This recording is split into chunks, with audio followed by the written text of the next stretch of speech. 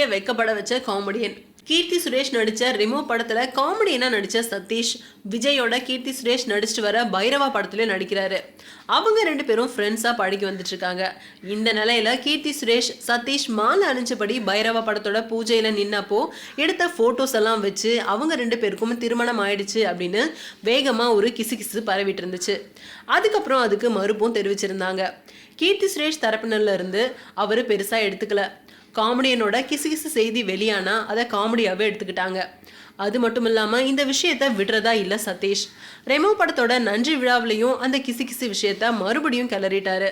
அப்போ என்னையும் கீர்த்தி சுரேஷையும் பத்தி மேரேஜ் கிசு வெளியானது பத்தி என்னோட அம்மா கிட்ட கேட்டாரு. அப்போ அவங்க மேனகாவோட பொண்ணுமா அது, இதெல்லாம் சும்மா அப்படின்னு சொன்னேன்.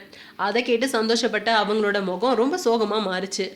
அது மட்டும் இல்லாமல் பைரவா படப்பிடிப்பை முடிச்சுட்டு தான் நானும் கீர்த்தியும் இந்த விழாவுக்கு கிளம்பி வந்தோம். ஆனால் வந்து பார்த்தப்ப தான் ஒரே ஆச்சரியம். நானும் அவங்களும் கருப்பு கலர் ட்ரெஸ்லையே போட்டு வந்திருக்கோம்.